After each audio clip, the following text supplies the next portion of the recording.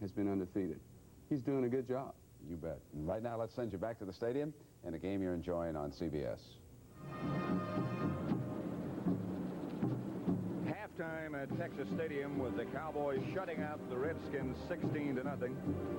And when the game began, it appeared that the Redskins were going to dominate the Cowboy offense right from the beginning. Again, I'm Pat Summerall with John Madden.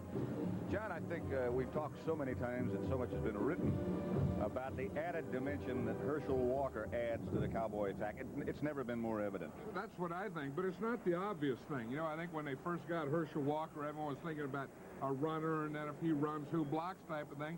But he's added such a dimension, and even in his first half, as a pass receiver. Right. He's caught 4 passes already for 117 yards.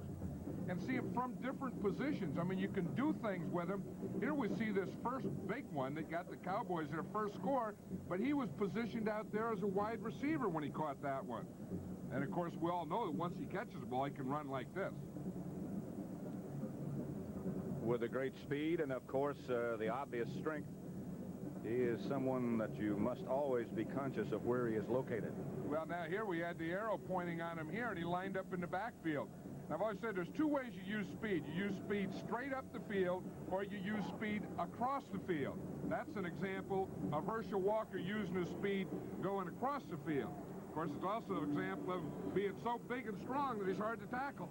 Well, here's what you were talking about, the 4 passes for 717 yards. And CBS Sports coverage of NFL football will continue after this message and a word from your local station. Get this NFL travel bag with your team's emblem and colors free when you buy 10 rolls or more of Owens Corning insulation.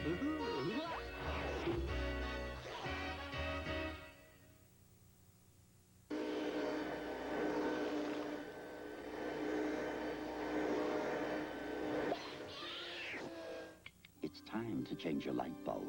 Philips Longer Life Square bulbs last 33% longer than ordinary round bulbs.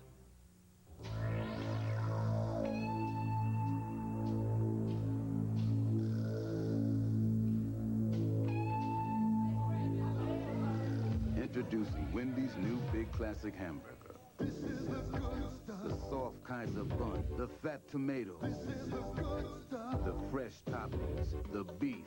This is the good stuff. Wendy's new Big Classic. This is the good stuff.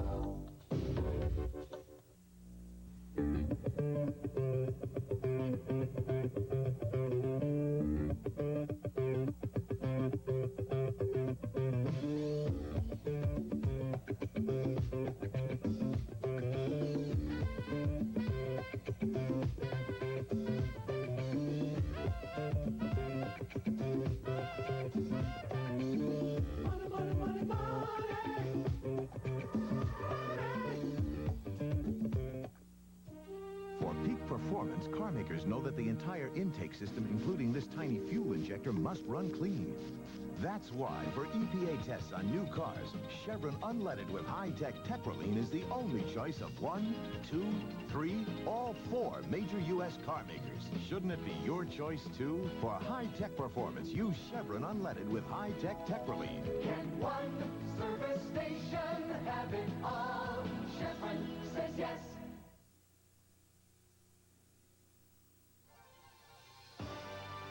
CBS Sports coverage of the National Football League is sponsored by Bud Light.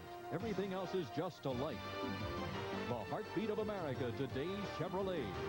And by Xerox Corporation, whose people and products help bring out the genius in you. The familiar sight of Texas Stadium as seen from the Goodyear blimp and the complex highway system that surrounds it, which is so effective. This might be the easiest place to get in and out of. You could put a helmet on that thing and play it at nose tap. Right. Could call it the, not the fridge, of course, but something. Steve Pallure, you have to admire what he's done in leading the Cowboys to this 16-0 lead in the first half this week against last week. Well, we see that, I think the big thing is no interceptions. Last week when he had that interception against Denver, he kind of went downhill after that. But look here, he's 6 out of 10. Last week he was 5 out of 10, but he has 117 yards. Last week it was 81 yards. But the big thing, I still think, is not having any interceptions. That's his first half picture. 10 out of 15, 191. And as Danny White said to us, and I asked him last week about what he felt was Pellure's strength. He didn't talk about passing. He didn't talk about scrambling. He said, I think his strength is his poise. And he certainly exhibited that. I think Tom Landry lost his play sheet or something. He's lost something. Look, he's looking. There it is, a list. He's lost his list. Jenkins takes the second half kickoff at the 8. He had a lot of success in the first half. That was out of bounds by Everson Walls at about the 35. And again, Jenkins does a good job, a return of 27. There was Tom Landry just as the half ended, and Raphael Septien kicked that field goal. You don't see that happen too much. As quickly as he realized that he caught himself, said you can't be smiling on the field, even though you're ahead 16-0. Not at the half. When it's over, maybe you smile.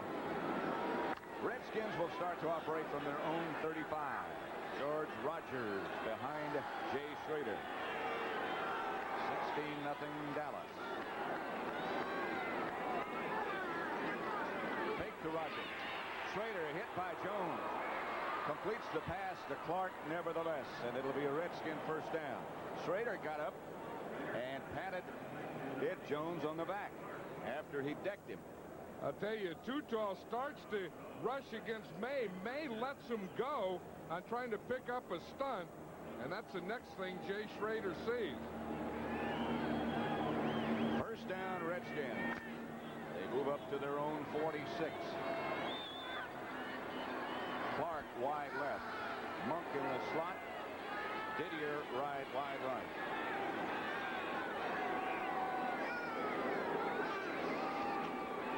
Straight ahead is Rogers, and Rogers gets about 8. Mike Hegman finally tripped him up. That was the old quick trap up the middle. You know, you don't see that much anymore, where the left guard comes across and traps the first man on the other side of the center. There was a quick trap where Russ Grimm came across and trapped John Dutton, and Rogers just split that trap. Well, that used to be a big play. That's when everybody played a 4-man front. And everyone would trap that middle in there. Right. Walls comes out with Clark. Didier comes back in the backfield.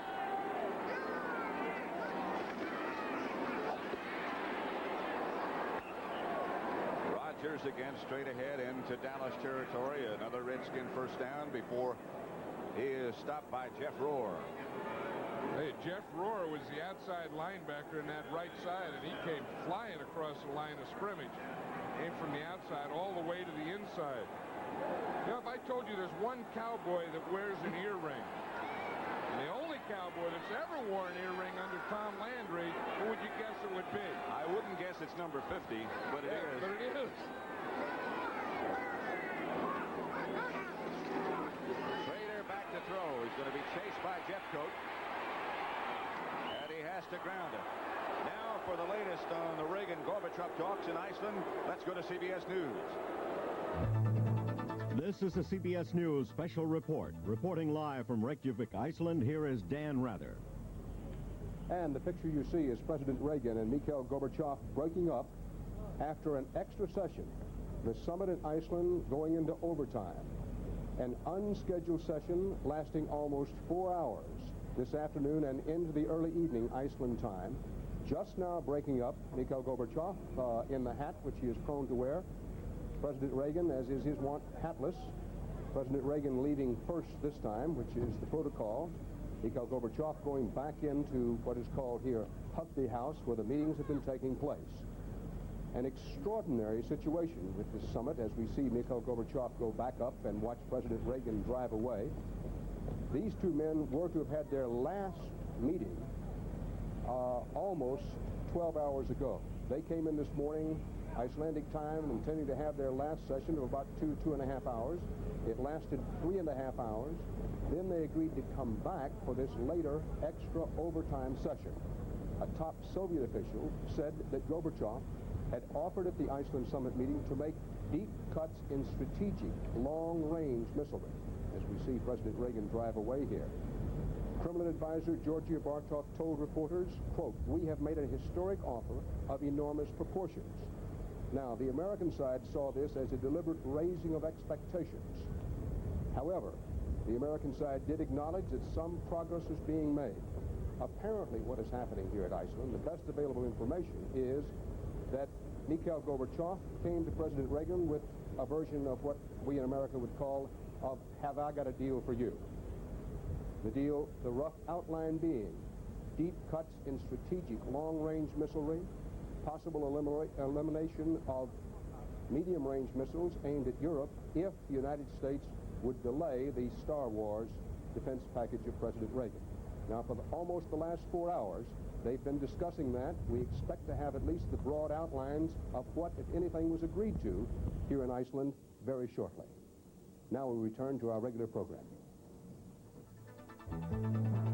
This has been a CBS News special report. Back at Texas Stadium, the Redskins on the move. They have a first down, or they had a first down at the Dallas 22. Now it's 2nd and 4. Cowboys lead the Redskins 16-0. But the Redskins on the move. Schrader has hit Didier for the big first down and just hit Clark. Didier is split wide to the left this time, and Clark is to the right.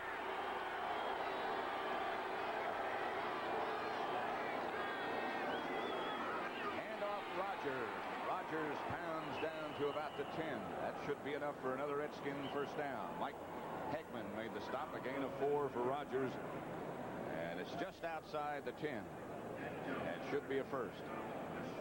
Yeah, that was one of the things we talked about before the half that I've always felt the Redskins do so well is adjust at halftime, and now they've come out. The first time they got the ball, they have good mixture. They've gotten some running going in there. They're trapping and running inside now. They got their pass going. They finally got it to Didier. I think they're getting on page now. 1st and 10, just outside the 10. Rogers the lone setback. Out in the flat to Didier, and Didier is down, tackled by Vince Albritton at about the 3.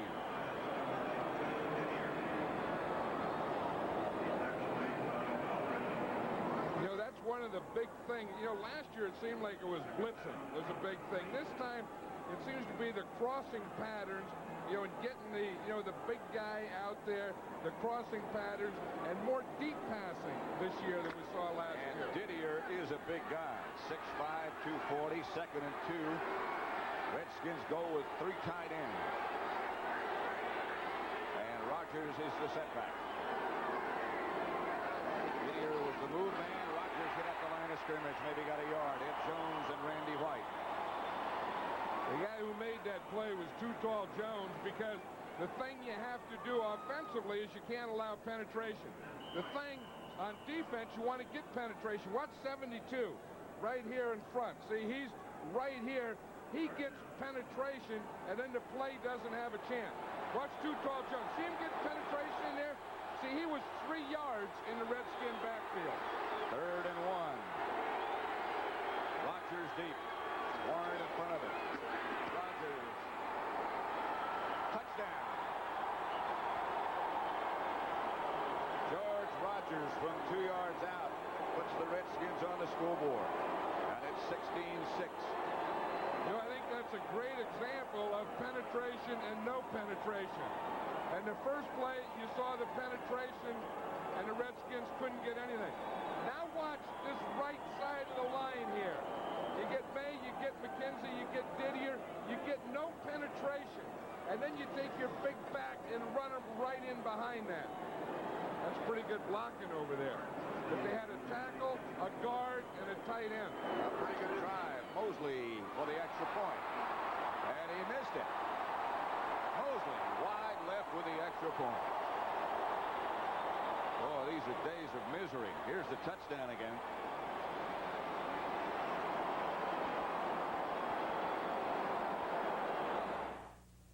Charlie, give me a light. Oh, Charlie, a Bud Light.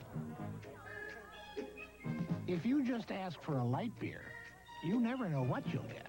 Give me a light. Bud Light. Hey, thanks.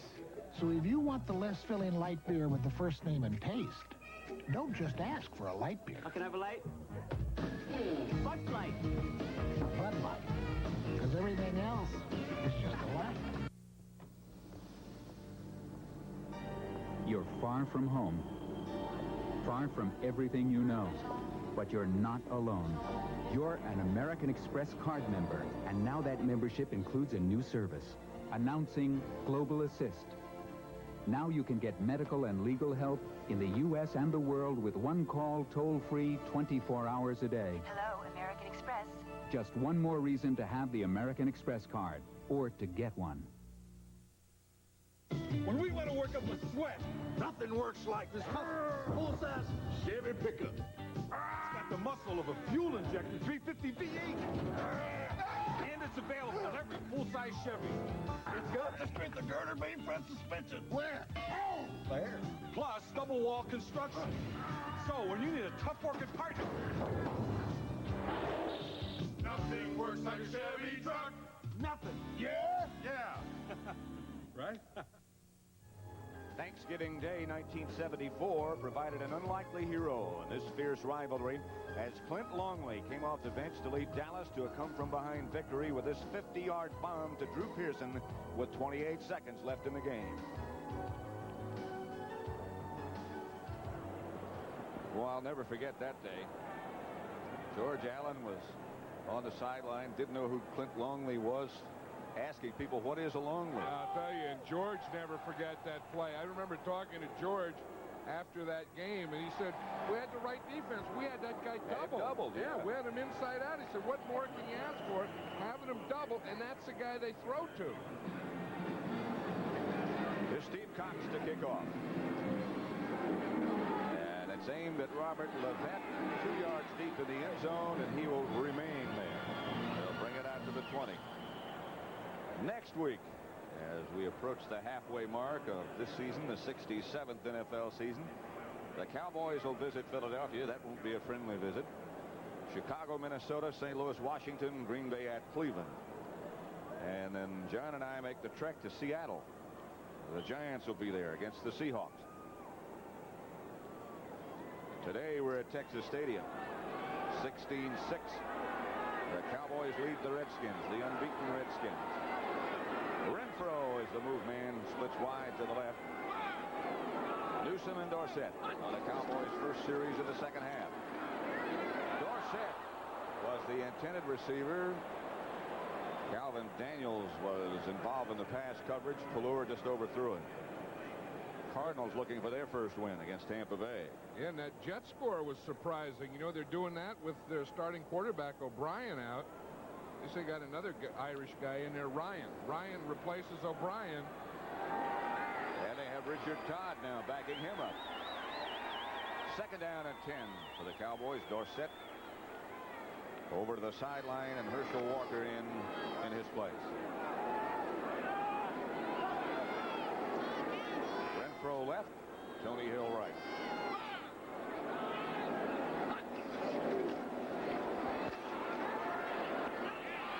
Crosby, his first catch of the day. A gain of about 7 or 8. Ken Coffey on the stop.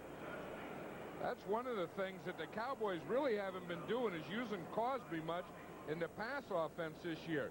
This is only his 10th pass that he's caught all year. And every other year, he'd kind of be the #1 receiver, but they'll have on every pattern like a 1-2-3 read, and Crosby is never the 1 or 2 read. It seems like he's always the 3rd guy this year. That's sort of the Paul Hackett, Bill Walsh philosophy. Yeah, that the tight end is never a big part of that pass offense. It's a wide receiver and running back passing game. Redskins showed a blitz. Pallure fields the blitz, gets away from one, and finally is slung down by Dexter Manley. That's the first time. Rich Millott led the charge. Well, Millott was the guy, number 57, who wasn't blocked. He came from the right side, and he was free all the way. The Cowboys didn't pick him up. He's the guy that gets here. Watch him here. He's here. He comes from this side. No one blocks him, and he makes Pulor go forward. But watch Malott, the outside guy. Here he comes in the blitz. He was the next guy in there, but no one blocked him, and then that forced Pulor up and into the defensive line. Saxon back to kick.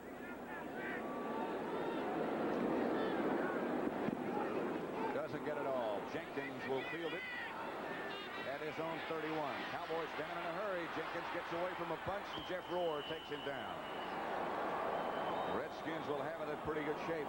Their own 45, trailing 16-6, 46-yard punt. And Jenkins again with a good return. Gee, Da Vinci, you look wasted. I've got to present the helicopter, the spiral staircase, and the parachute by 10 o'clock. I'll never get it together. Lenny, relax. We'll make it look great with this Xerox desktop publisher.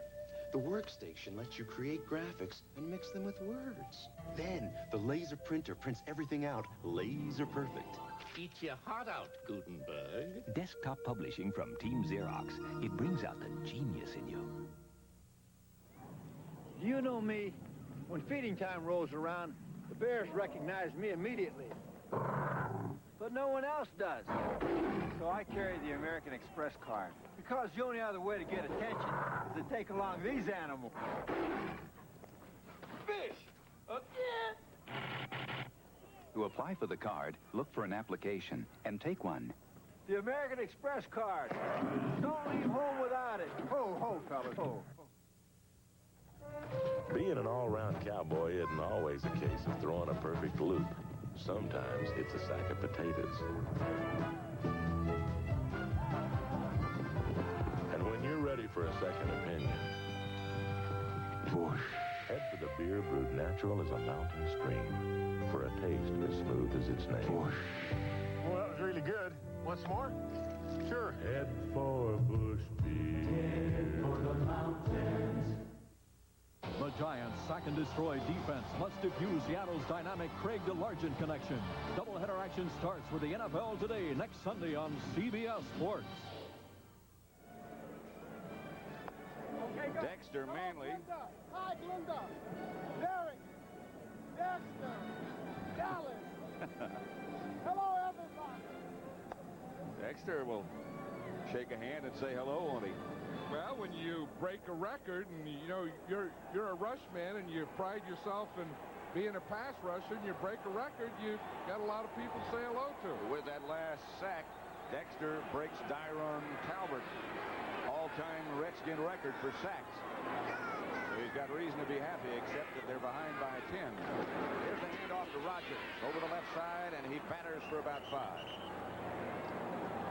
No, it was interesting, Pat, on that last Redskin drive, they had 5 first downs coming out of halftime. In the first half, they only had 6 first downs altogether. I think that they got the thing going. They probably decided we have to go back to running.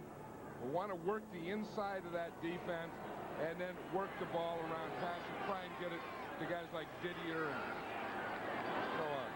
2nd and 5, just over 7 minutes left, third quarter. Redskins at midfield. Schrader back to throw. Outside Clark again. And Fellows again is there to make the stop. But Clark will have another Washington first down. A gain of 6.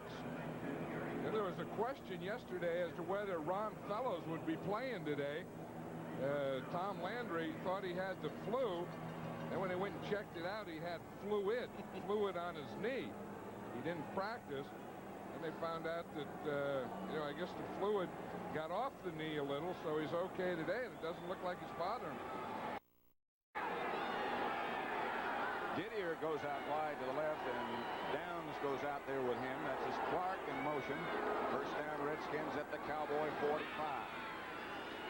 Schrader comes on a sprint out and finds Art Monk. Maybe a yard shy of another first down. Vince Albritton is there along with Ron Fellows. You know, that's that play that they call speed. It's a form of a sprint out. It's called speed right or left. Everyone blocks. Now watch him. He's going to come out to his right. Everyone's going to block. The back blocks, the tight end blocks here, and the onside see him. He only has 2 receivers out there, 1 short and 1 deep. He gets a good clean read, and he hit Art Monk on that one. 2nd and 2 at the Dallas 36. Rogers has another Redskin first down. A gain of 3 before Jeff Rohr makes the stop. That's a tight formation you don't see too much. It was an I formation from the Redskins. They've been doing a little of that with Don Warren in the backfield. Rogers came up limping. Usually it's a one-back, but now this guy right here is Donnie Warden. Now he's the lead blocker for Rogers. You usually only see the one guy back there. Schrader has him out in a hurry. 1st and 10. Dallas 33. Back to throw. Got a man. Oh, just over the head of Art Monk. Emerson Walls was behind by about a step and a half. Oh, and Schrader hates that. You know, the same thing happened. He had one like that last week against New Orleans. You know, when you got your guy, you got to play. There's no safety in there. It's one-on-one. Your guy got their guy beat, and you don't get it there. I'll tell you, that's a frustrator for a quarterback. This, of course, has been a historic weekend in Iceland, and because of the importance of those discussions between President Reagan and Soviet leader Gorbachev, we'll be hearing from CBS News throughout the day of the latest developments at the summit in Iceland. Right now, it's 2nd and 10 for the Redskins. Monk goes in motion. A couple of fake moves, and Schrader is back to throw. Outside of Griffin, incomplete. The throw was low.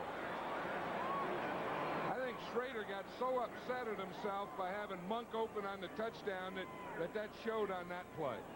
You know, there was just a little screen, and, you know, and he shouldn't have had trouble with that. But sometimes, you know, when you get excited, you tighten up a little. Then when you tighten up a little, the toughest thing to throw is that little touch pass. George Rogers, I mentioned before, he was limping after his last carry. Over on the bench, they're checking. He appears to be okay. Keith Griffin has replaced him. Back is Schrader. Going deep again and knocked down by Wall. Michael Downs was coming on a blitz. It was the same play. That's something that Schrader will do. Come right back with the same thing. That's what Joe Gibbs said last week. He said, let me do it again. But look, that's a true man-on-man. That's a true man-on-man. You see all the defense up here. They got 8 guys, and they're all coming on the blitz. You see the big pass rush. The Redskins pick him up. Schrader has time. But the only thing is, he doesn't get the ball to Monk. See what they bring all of them. See the pass rush, good pass protection. He gets the one-on-one he wants. He just didn't get it there. From 50 yards out is Steve Cox, and he is wide left. Redskins now have missed 2 field goals and 1 extra point. And those things inevitably you hear about when the final score is filed. 16-6 Dallas.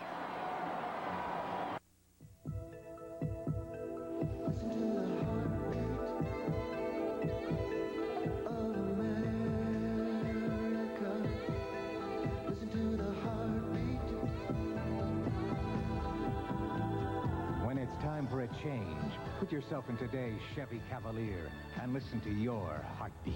The heartbeat of America. That's today's Chevrolet. Being an all-round cowboy isn't always a case of throwing a perfect loop. Sometimes it's a sack of potatoes.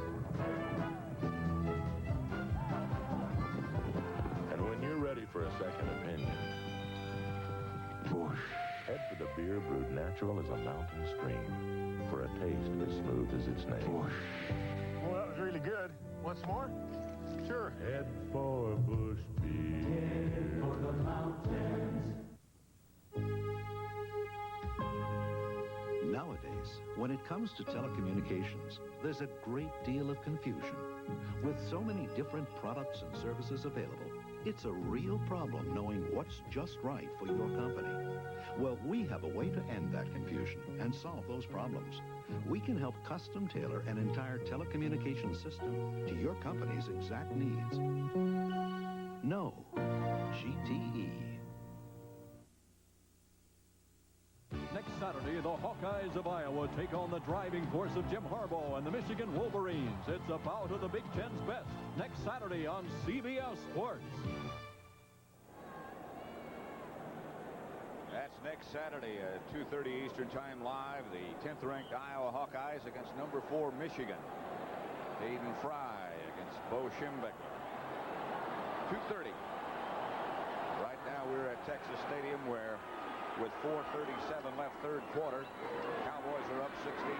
Crosby out of bounds in front of the Cowboy bench. A gain of 8. Make it 9.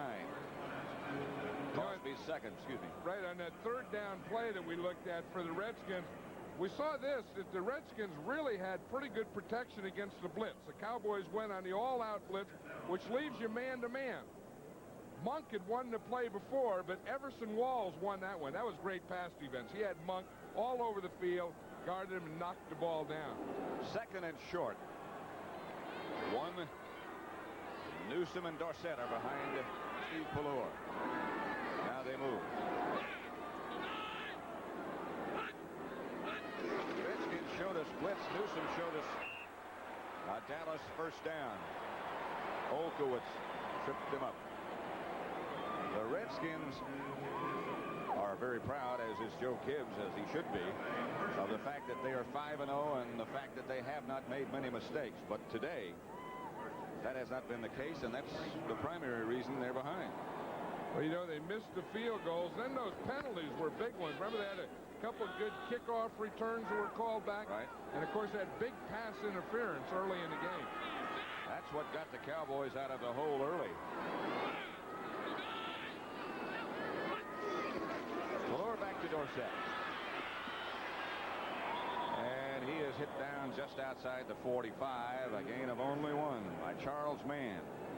The Bears 14-0 over Houston. St. Louis 23-7 over Tampa Bay, looking for their first victory.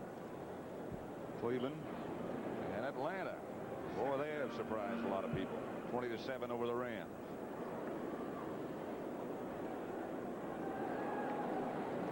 See how they do that? You see how they get like a little blood on your elbow or something, then they rub it on their pants?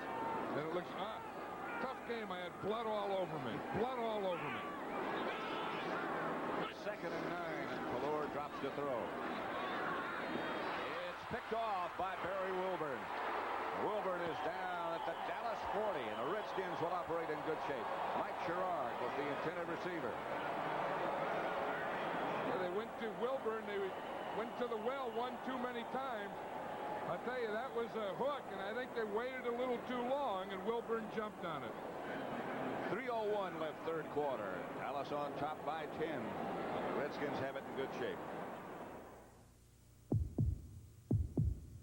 Listen to the heartbeat.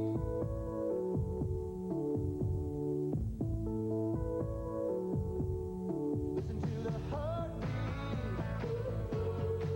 of America. If you have a dream, put yourself in today's Chevrolet Corvette and listen to your heartbeat. The heartbeat of America. That's today's Chevrolet. All good horse traders know horses.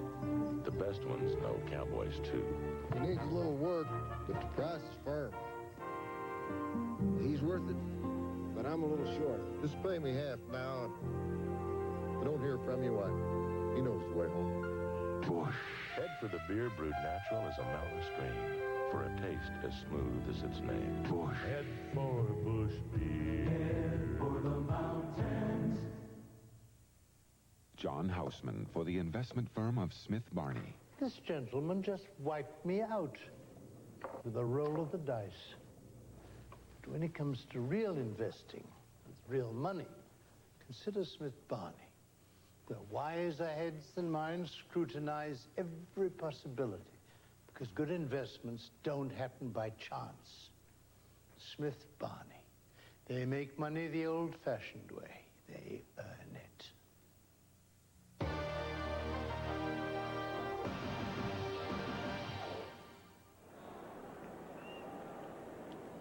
George Rogers still being looked at, attended to, on the Redskins sideline. He's got his left shoe off. they're working on retaping his left foot. Redskin first down at the Dallas 40. 3:01 left in the third quarter. Handoff is to Griffin. Keith Griffin replacing Rogers. Hammers inside the Cowboy 30. A gain of 11. Eugene Lockhart finally tripped him up. And I'll tell you, the guy that made the block is the center. Watch Bostic here, the center, block on Lockhart, get him going back so that the hole can open right behind him. I think Jeff Bostic is one of the best centers in the league. See him come out on Lockhart, fire on him, stay with him, and by the time Lockhart can get to it, they got a first down. Griffin got 11. Schrader gives again to Griffin. He's to the 25. Jeff Rohr from the weak side. Made the stop after a gain of 4. Make it 2nd and 6. The Patriots coming back against the Jets. Steve Grogan is now their quarterback. This is going to be a big year for backup quarterbacks the way the starters are going down. Boy, isn't that the truth?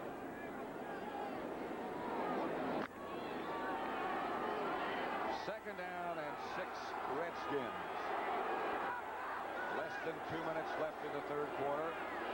They're at the Cowboy 25 with Monk in motion. Schrader back to throw. And they're after him, and they got him. Eugene Lockhart was the first to arrive on the scene. Mike Hegman was there. I think that's the thing that they did. You know, they were sitting back there, and they decided we'd better go after him. Just look at that list of quarterbacks who have been injured this year, and as you said, backup quarterbacks are in the vogue at the moment. Of course, we see there some of them been injured and coming back again. The word on Rogers is that he has a sprained left ankle. Not sure if he'll be back. Monk goes in motion on 3rd and long. And they get after him again. Clark has a step. He had a step on Wall. Schrader had to hurry.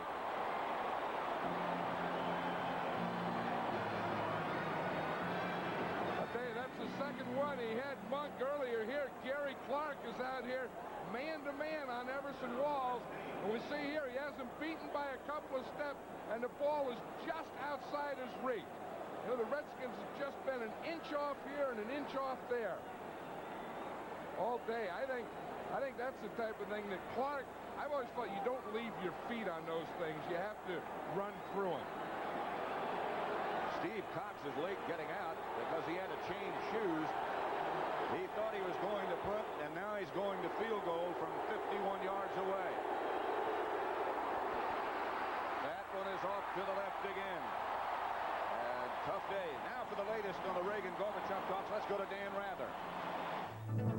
This is a CBS News special report. Reporting live from Reykjavik, Iceland, here is Dan Rather. President, as I have been. After going into extended overtime, the Iceland summit is over. Secretary of State George Shultz is briefing at a local hotel. We go live during the course of these 2 days.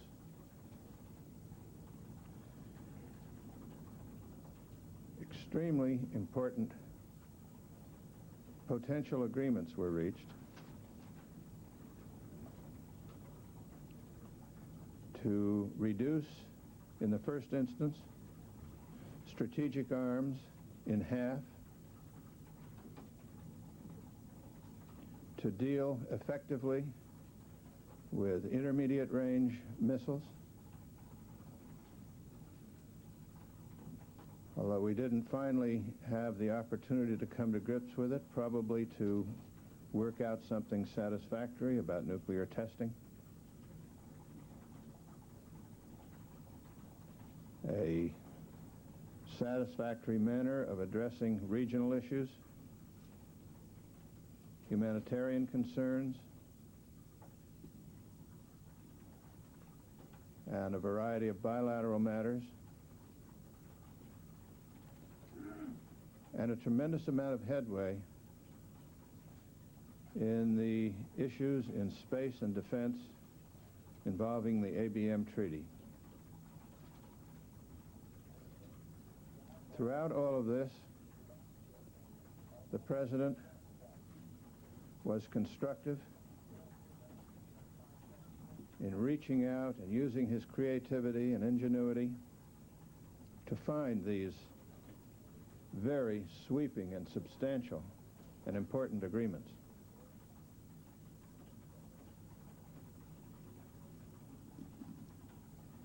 It has been clear for a long time, and it was certainly clear today, and particularly this afternoon,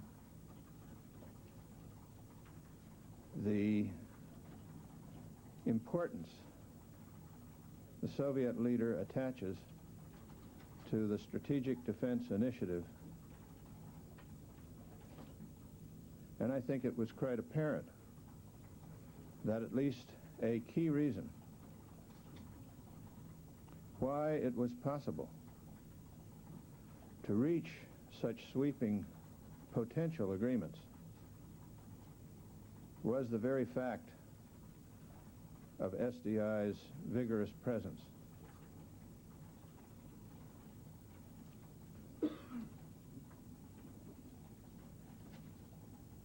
In seeking to deal with these issues, the President was ready to agree to a 10-year period of non-withdrawal from the ABM Treaty, a period during which the United States would do research, development, and testing, which is permitted by the ABM Treaty, and of course after which we would be permitted to deploy if we chose. However, as the agreement that might have been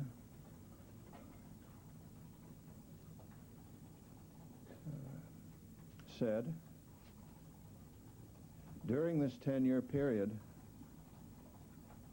in effect, all offensive strategic arms and ballistic missiles would be eliminated, so that at the end of the period, the deployment of strategic defense would be substantially altered in what was needed and would be in the nature of an insurance policy. Insurance against cheating, insurance against somebody getting hold of these weapons, so it would maintain an effective shield for the United States, for our allies, for the free world. As we came more and more down to the final stages, it became more and more clear that the Soviet Union's objective was effectively to kill off the SDI program, and to do so by seeking a change, described by them as strengthening, but a change in the ABM Treaty that would so constrain research permitted under it that the program would not be able to proceed at all forcefully.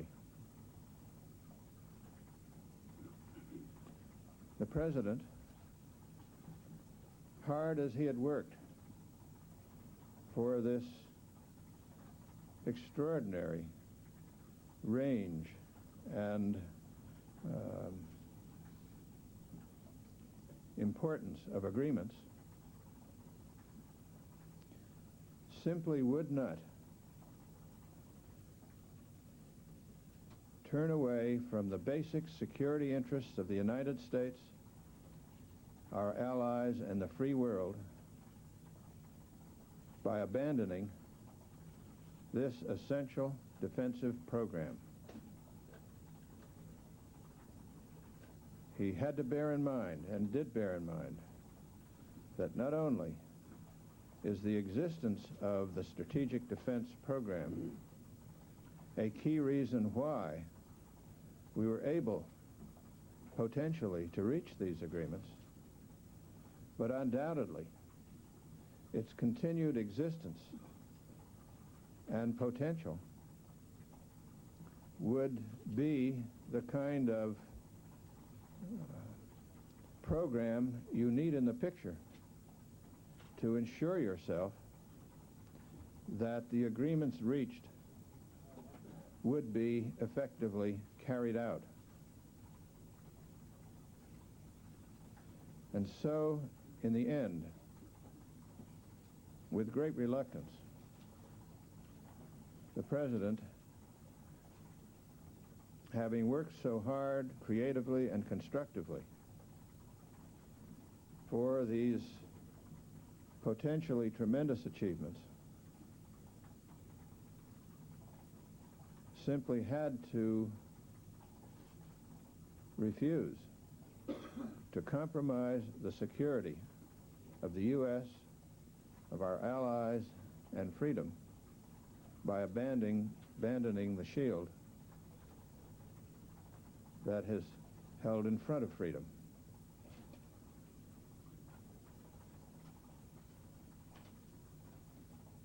So, in the end, we are deeply disappointed at this outcome.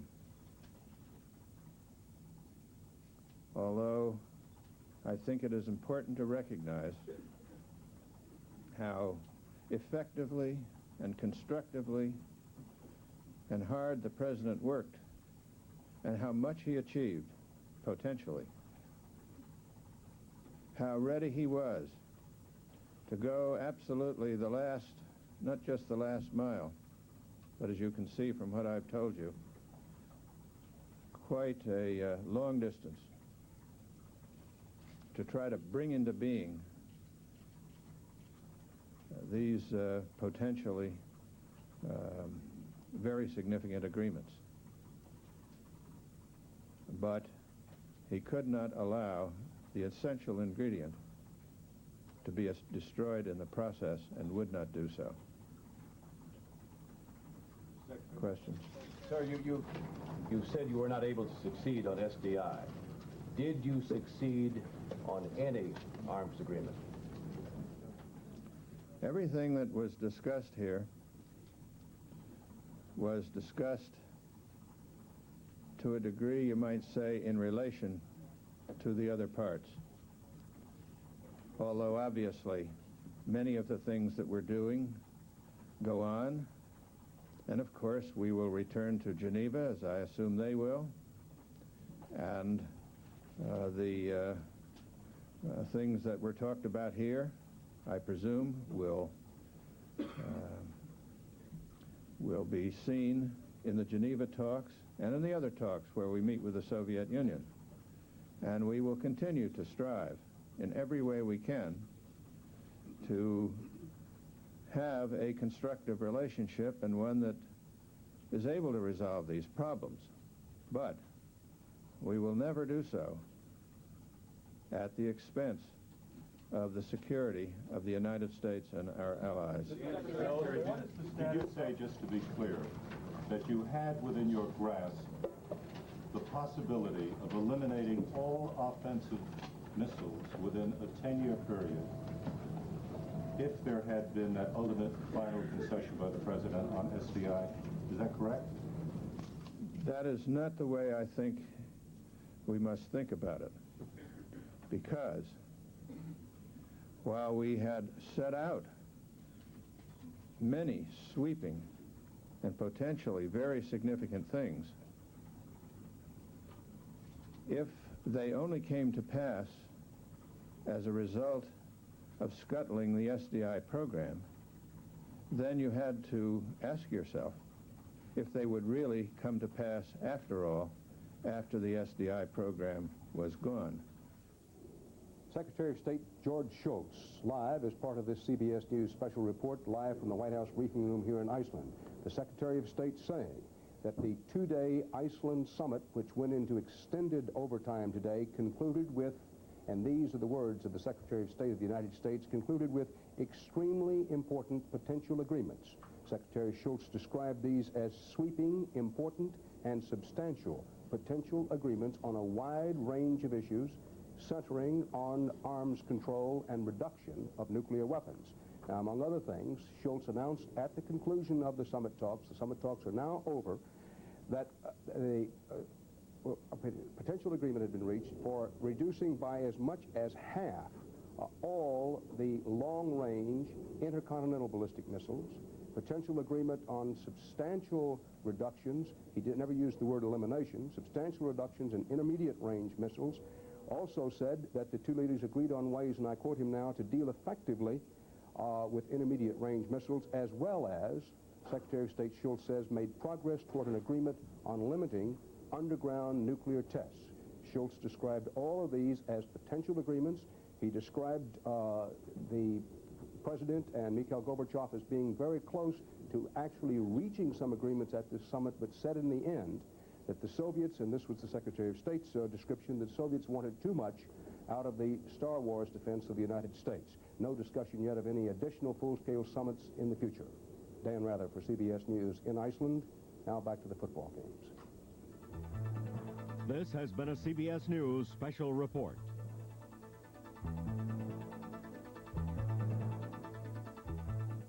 This is CBS.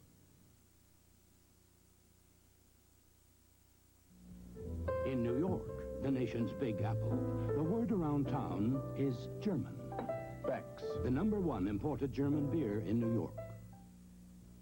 Since its introduction in the U.S., BMW has outperformed the energy crisis, the economic crisis, single-handedly caused the automotive identity crisis, and now makes its most powerful argument against the midlife crisis. All 3 Series BMWs now have the added advantage of a 5th and 6th cylinder. Test drive the ultimate driving machine at your Washington area BMW dealers. Don't worry, honey. What could happen to me at a business conference? I was feeling fine one minute, and then I had some awful pain. A healthcare emergency can happen anywhere, anytime. The Blue Cross and Blue Shield card cares for you even when you're 1,000 miles from home. I told you not to worry, dear. Because you care. You want a company that cares at home and abroad. Carry the caring card. W-Light has greatly expanded its playlist. More songs from the best people making music, their hits and cuts from their great albums. W-Light, 94.7 FM.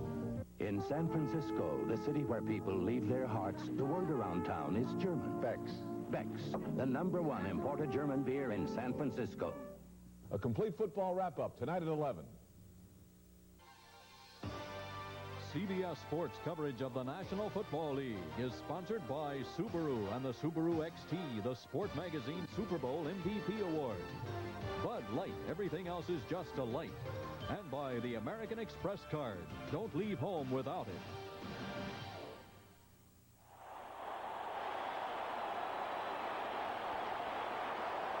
We are back at Texas Stadium, where while we were gone on 3rd and 12, the touchdown pass from Pallure to Mike Sherrard, and watch this catch. Well, this was one that the ball goes up in the air. Darrell Green is a defender. Sherrard is a receiver. Now, you don't know who has the ball, but they ruled it a touchdown. They looked at instant replay. See the official there say touchdown. Instant replay looked at it, said inconclusive. So it's been a touchdown for the Cowboys. And it's 23-6, Dallas leading. They just recovered a fumble on the kickoff, and Dallas has it first down at the Washington 25, and Newsom goes for a few. Newsom got 3. And here again is the fumble recovery on the kickoff by Vince Albritton. It was Tim Jenkins on the return, number 31. There was a penalty on that play, and it was against the Redskins, so of course the Cowboys come up with the ball. You know, this is the funniest thing I've ever seen. Look at this, Pat. It's raining when you look at the thing, but it's coming through the hole in the roof. But then you look down in the field, and it doesn't look like it's getting down there. It's just on the other side of the field. I've never seen that. I haven't either. You know rain has to start and end someplace, but now we're seeing it right here. Valor moves Dorsett now. The 30-second clock is down to 3. Valor gets the play done. And here they come after. Valor shakes a tackler. Valor inside the 15 and out of bounds. And a flag is down. Tim Coffey finally got him out of bounds. He got 10 yards. But the flag is going to be against the Cowboys. Detroit beating Green Bay 21-7. Fourth quarter. The Saints over the Colts by 10. St. Louis 23-16 over the Buccaneers. Atlanta still surprising a lot of people, leading the Rams. Here it is 23-6, Dallas over Washington. Push, number 68, 10 yards, still second down.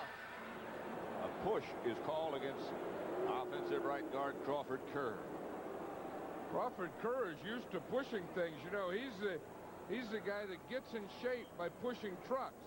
You know, like some guys push weight, some guys push away from the table. This guy turns the ignition off, gets behind and pushes a truck to get in shape. Uphill. Uphill. Now that's something. He does not push away from the table. If you push trucks uphill, you don't have to push away from the table. Here comes Manley after Pallure. He gets it out to Walker. Walker's got some blockers in front. Walker still on his feet. Walker around the corner, and he might get in. Herschel Walker at the goal line is down about a foot short.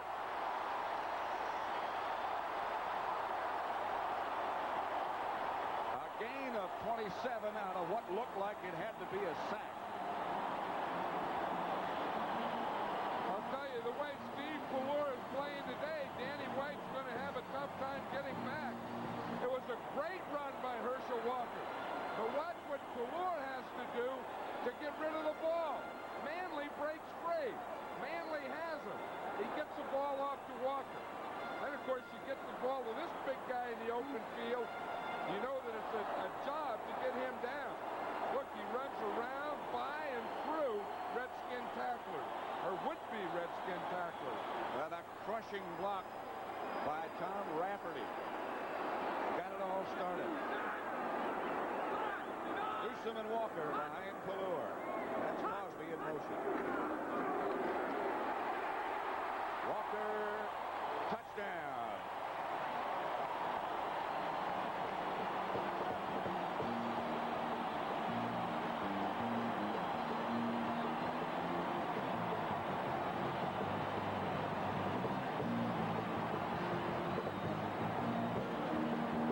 I think when a guy makes a run like Herschel Walker to get the ball all the way down to the goal line, you just give it to him to get that touchdown. He deserves it. He sort of just nudged it in. Well, he went right in there between Glenn Titensur and Mark Tuanay. I'll tell you, anyone that doesn't think that this guy is an NFL-type player really hasn't seen him play.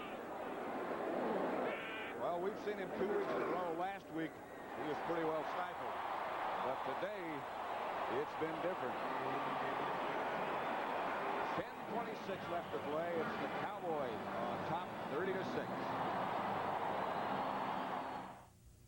If you just ask for a light beer, you never know what you'll get. Bloods. No, actually, Bud Light.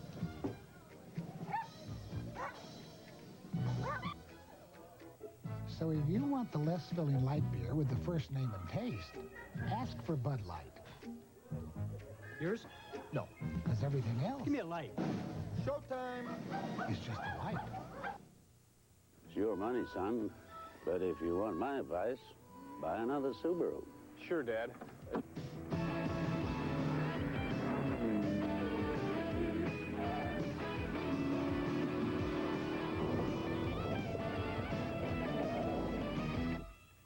thought we agreed you'd buy a Subaru. But, Dad, I did. the Subaru XT, the Sport Magazine Super Bowl MVP award. The most powerful version of America's favorite replacement battery. For confident starts in all kinds of weather, the Sears Die Hard Incredicell battery. One more way we install confidence at Sears. And here's another great Die Hard battery, our best-selling Die Hard. On sale now. You save $10, just $59.99 with trade-in. There's more for your life at Sears. On a fourth down play in 1983, Ron Springs was thrown for a loss. And this produced perhaps the most emotion Dallas coach Tom Landry has ever displayed. Yelling, "No, no, Danny, no."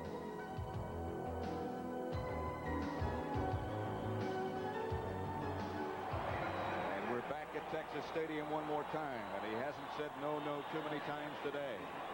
Cowboys lead 30-6. When the game started, it looked like the Redskins would chase them out of the stadium. And all of a sudden, they escaped from deep in their own territory, scored a touchdown, and been all Dallas since then. And Jenkins at the 2. Jenkins hit by Carson Jacks and knocked down after a return of 24. Hey, you know, it's something when you see the Cowboys last week, and of course we know Danny White was injured, Steve Pellurik came in, and then to see him this week, they look like a different team. Like, you know, totally. Yeah, a totally different team. Like years have passed to get this way. And I know in talking to Paul Hackett yesterday, he said that he really feels so much more comfortable this week with Steve Pellurik, and Pellurik feels so much more comfortable, and it's showing today. Rogers still on the bench. Keith Griffin in the Redskin backfield. Monk in motion. Schrader overthrows Gary Clark. Everson Walls on the coverage. Here is the touchdown catch again by Sherrard. I'll tell you, this is about as good a coverage as you can have. There's Darrell Green, the defender, and they did look at this. This is while we were away. They did look at this. They said it was inconclusive, but when you see it right there, that was an interception. Darrell Green had that ball. Of course, the officials didn't have that angle of it. They said it was inconclusive. The official on the play ruled touchdown. 10 minutes, 11 seconds left to play. 2nd and 10 Redskins from their own 26. Come on. Michael Downs on the tackle. That'll bring up a 3rd down situation after a gain of 5. You know, Michael Downs was talking this week about why he doesn't get any publicity.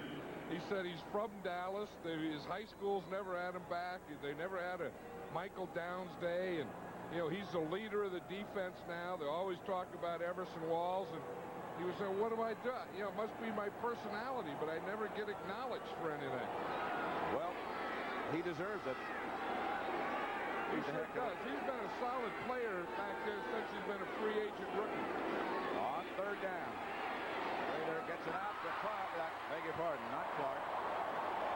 Ricky Sanders. Sanders ready to start it upfield. Forgot to carry the ball. Sanders was just activated today. I'll tell you, this is a frustrating day for Joe Gibbs and his staff because they've just been offensively out of sync all day. I mean, they haven't been able to put anything together. They've had some big plays, haven't been able to get them. The Cowboys defense has kept the pressure on them, and I think the Cowboy defense has kept them out of sync. They've had a couple of guys open deep, and they just haven't been able to get the ball there. Either it's a blitz, or it's an overthrow, or whatever. Robert Levette back deep for Dallas. Steve Cox to kick. And it's a good high kick. Levette signals fair catch at the 20, fumbles it, dives back to about the 16, and he recovered. So with 9 minutes and 12 seconds left, Cowboys take over leading 30-6. Good punt by Cox.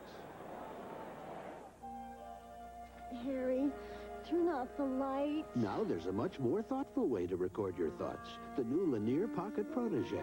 It's one of the world's smallest micro-cassette dictation units. It shows you when voices are loud enough for recording. And there's one button control. It's so easy to use, you can use it in the dark. A special task force to handle the Western expansion Daddy, stop talking in your sleep. be instituted immediately. Lanier. We're easy to use. Well, the excitement just won't stop at Arby's World Series Winners Game, where everyone's winning food, cash, and cars. Come to Arby's today and win great prizes with your World Series Winners Game card. I won. I won. Experience an incredible advance in Gillette shaving smoothness. Atra Plus. The Plus is the white Lubra-Smooth strip that releases lubricants as you shave. You never felt anything smoother. Atra Plus by Gillette. The essence of shaving. You always hurt the one you love. People have a love-hate relationship with their cars. They love them, but they don't always treat them right. Yet amazingly, over 90% of all Subarus registered since 1974 are still on the road. Now imagine how much longer they would last if people didn't love them so much. Subaru, inexpensive and built to stay that way. The Giants' sack and destroy defense must diffuse Seattle's dynamic Craig DeLargent connection. Doubleheader action starts with the NFL today, next Sunday on CBS Sports. The Goodyear blimp looking down through the hole in the top of Texas Stadium. Watching the Cowboys lead the Redskins 30-6. That's where that rain that we couldn't see was coming through, I guess. Could have come from the Goodyear blimp. Possible. And they just unplugged it, pulled the plug. Cowboys have changed offensive tackles, by the way. It's Cooper and now Howard Richards at left tackle. They are the two that didn't start today after the long day in Denver last week. 1st and 10. Steve Pallure gives to Newsom, and Newsom hammers straight ahead for 6 or 7. Calvin Daniels tripped him up. Dorsett getting a rest now, and Herschel Walker and Newsom are the two runners. Walker has 6 catches for 155 yards and 4 carries for 15 yards and 2 touchdowns. Newsom got 7, 2nd and 3. It's Newsom again. Not much there. Dexter Manley and Ken Coffey brought him down. A loss of 1. You know, that's one of the things over the years. Dexter Manley has become a better run player. You know, when he said the longest day he ever had in his life was when he was a rookie playing down here against the Cowboys. He said Pat Donovan, the tackle, did everything to him that could be done. He said it was embarrassing. Interesting what Dexter was saying last night. I asked him what was the heaviest he'd ever been. He said 264. What do you weigh now? 257. And I feel a lot better. It's amazing what 7 pounds will do. Here's Pallure. He fakes, and he's going to take off. And Pallure slides. And that should be enough for the 1st down Cowboys. Alvin Walton was the man who made sure he stayed down. A gain of 6. You know, here it is. It's tough to play when you're down 30-6. But if you're one of those guys that turns on the motor and keeps it going all the way, that's the only way to play. You don't make decisions about what the score is, who's ahead, should you play or not. There's only one way to play. You just go out and play as hard as you can every play. In the American League Championship Series, the Boston Red Sox lead California 2-0, bottom of the 3rd.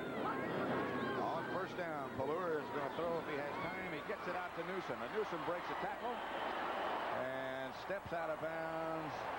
Should be enough for a 1st. A gain of 11. You know, it's obvious on this offense. We see Tom Landry giving the play to Danny White. Now, he and Al Levin are both signaled in. One is live, one's real, one's fake. See? So in case you're trying to steal the signal. But this guy, Pallure, is really impressive. Yeah, I mean, he's a big guy, 6'4". He's been running, he's been throwing. He has poise, confidence. I'm really impressed with him. Oh, I mean, if he's not the Cowboy quarterback now, he's going to be the Cowboy quarterback in the future. He impressed everybody last week. Denver chased him everywhere. Here's Walker. Left side for 3 or 4. Olkowitz on the stop. Here is Randy White, who played after pulling a hamstring last week. Well, you know, there's that Bosworth, the linebacker from Oklahoma, after they lost to Miami. I read a quote that he said that you got to pull the truck out of the ditch. I mean, and after you lose, you got to get back. I think Randy White would make that same guy. You know, I got a hamstring. We just lost to Denver. We got to pull the truck out of the ditch. And he could do it by himself, even with a bad hamstring. Here's Walker around the corner. Fumble, and the Redskins pick it up.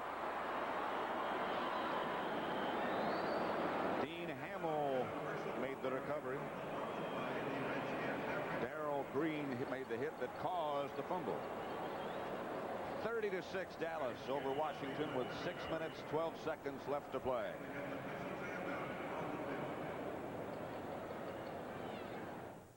Giving that extra effort makes winners. Be All You Can Be, sponsored by the U.S. Army. In 1985, the NFL's most durable runner was Gerald Riggs, number 42.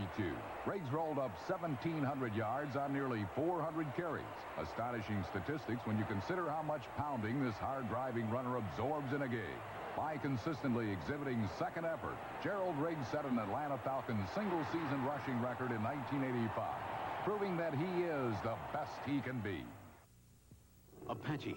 There's nothing hotter in the air or on the ground for Jack Holt, Army crew chief. The Apache's got advanced everything, like a TV for target acquisition. The gunner aims just by moving his head. Talk about hot. This bird can make tracks at 200 miles an hour.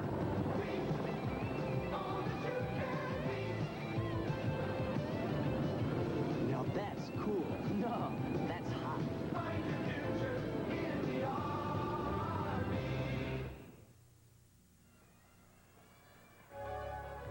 Next Sunday, John Madden and I will be in Seattle for the match between the Giants and the Seahawks, led by Kurt Warner.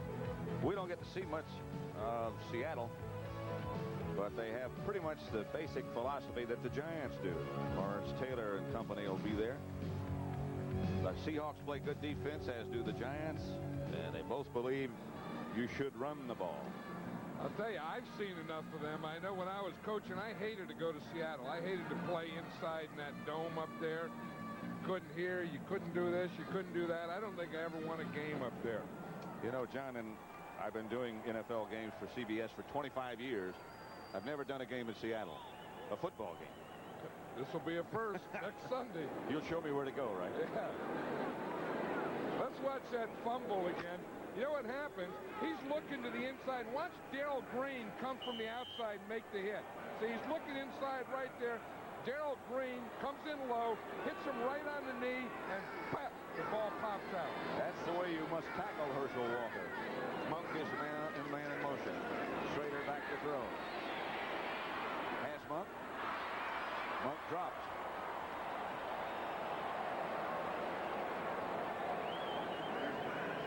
Next Sunday, I beg your pardon, again, we will be in Seattle. This Sunday, we're in Dallas. And the Cowboys have been, after the first series of downs, pretty much in control. Well, they have, and I think that the Redskins have become frustrated offensively. I mean, you don't see Art Monk drop a pass like that to Frank. Right. You're not going to see that.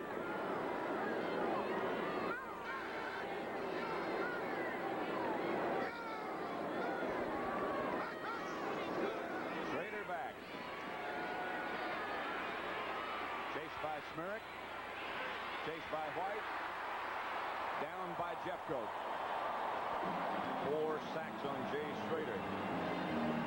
Now that one there, Pat, is what I would call a coverage sack, if there's such a word. And we'll see what happens here. See, Schrader is going to roll out. Now, as he rolls out here, and we'll stop it, we'll see that there's no one open. We'll let him come all the way out to here, and we'll see him here in the rollout. Now, right now, he's ready to throw. But you can see that he doesn't have anyone open. Here's his other guy, but he can't throw back here. So there's no one open there. There's no one open on the outside. So then he had to scramble, and he scrambled into a sack. On 3rd and 12, Schrader again will go to the air. If again he has time. And he does. And he has Clark. Out of bounds. Clark, upset, fired the ball back at the official, and the flags come down. That's going to be against Clark. He thought he had both feet in bounds. You see, it's against that zone. He's working between the short guy and the deep guy. He has to have both feet down. He didn't. Conduct number 84. Now watch him when he throws it. We'll get it right here. Didn't have his feet in bounds. Thought he had his feet in bounds. And he gets up, sees the official saying no good, out of bounds, throws it at the official. Official wasn't ready to catch it, and the other official threw the flag, not the official that he threw him at. Unsportsmanlike conduct penalty was during the dead ball. It'll be 4th down. 4th. You know, this is pretty close, though.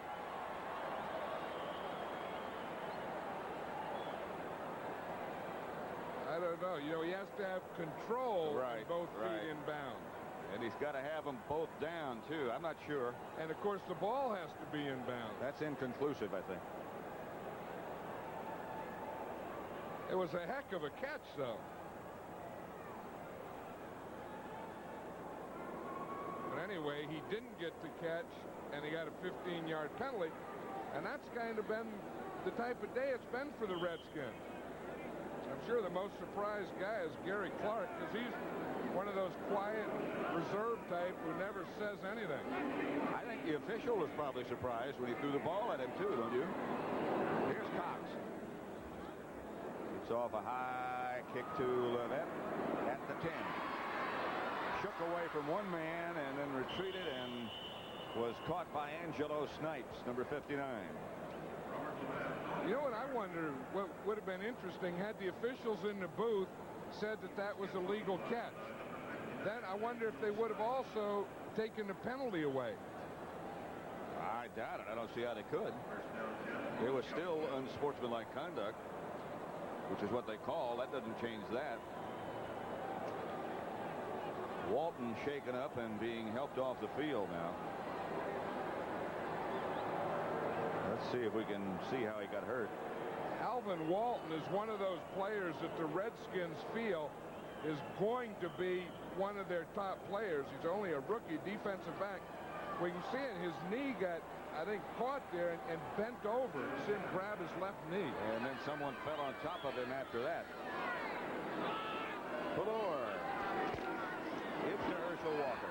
Walker hammers over the left side out to about the 13 or 14-yard line, stopped by Dave Butts, a gain of 4. This telecast is presented by the authority of the National Football League, is intended for the private use of our audience. Any rebroadcast or other use of this telecast without the express written consent of the Dallas Cowboys and the National Football League is prohibited. Atlanta still beating Los Angeles. 2nd and 6. Cowboys operating from their own 13-yard line with 4:41 left to play.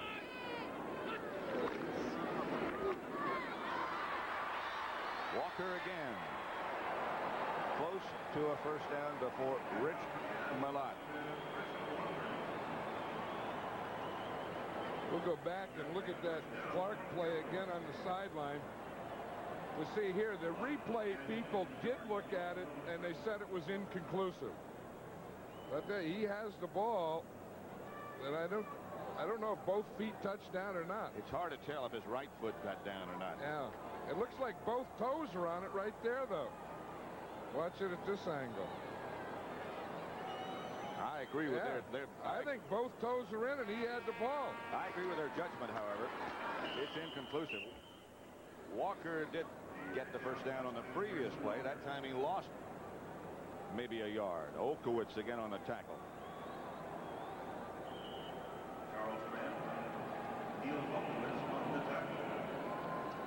You know, Walker plays so many positions here. They have that full house where he's the flanker. They have him where he plays wide receiver on either side. If he plays with Dorsett, he's the fullback. If he plays in Dorsett's place, of course, he's a tailback.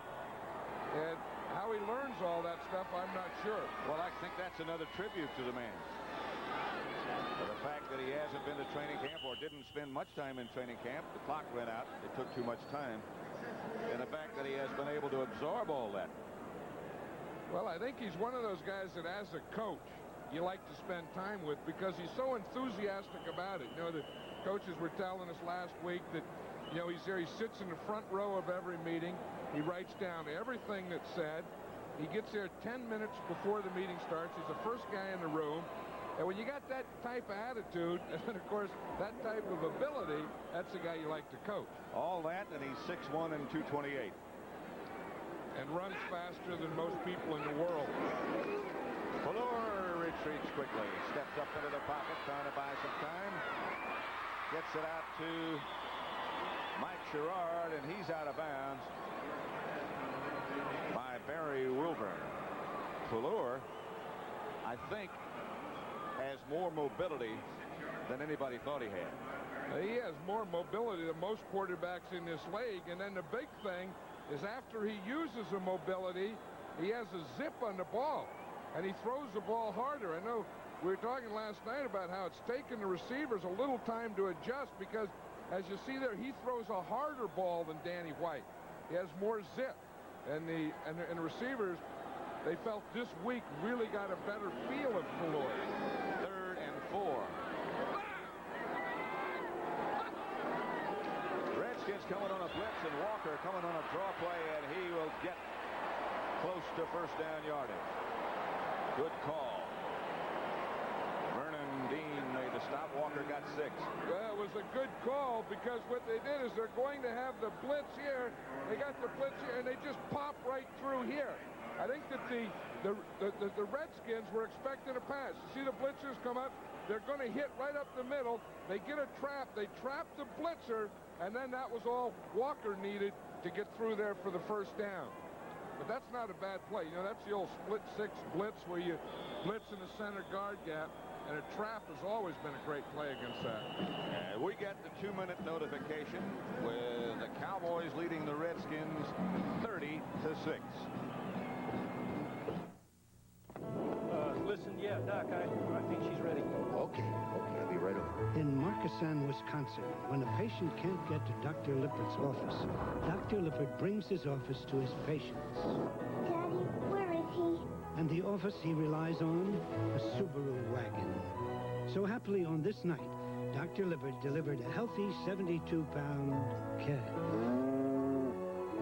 Subaru, inexpensive and built to stay that way. The best way to tackle a hot job is to get right down to it.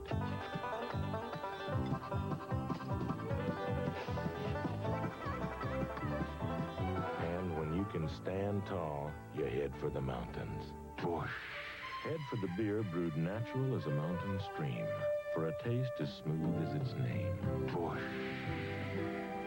Head for Bush Beer. For the mountains. Here's the purchase agreement for your Tandy computers. The training sounds great. Can we get it done in time? Absolutely.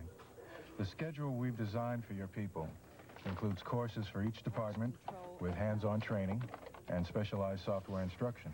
And we'll be with you every step of the way. That's the kind of support and training we need. Tandy Computers at Radio Shack Computer Centers. In business, for business. Coming up tonight on CBS, it's 60 Minutes. A happy little American boy used to be a starving little African boy. A Midwest couple saw him on 60 Minutes, and they went and got it. Following 60 Minutes, of course, it's Murder, She Wrote, starring Angela Lansbury, followed by the TV movie Circle of Violence, a family drama starring Tuesday Weld and Geraldine Fitzgerald. That's all coming up here tonight on CBS.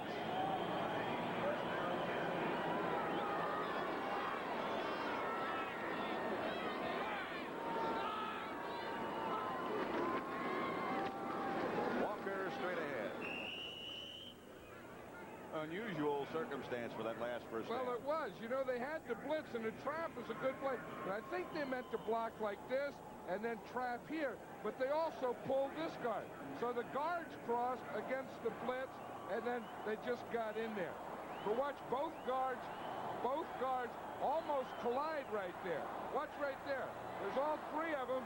Then they come out, and the thing spots right there. Look at that. Boom! Look how that split open there. Never seen a play like that. I don't think that one's in the playbook, but maybe it will be. A fake to Walker. Pelluer is chased. Throws in the direction of Newsom. Just trying to get rid of it. Charles Mann was walking along with him. St. Louis won its first game for Gene Stallings. Cardinals and the Buccaneers now have the same record, 1-5. That's the final.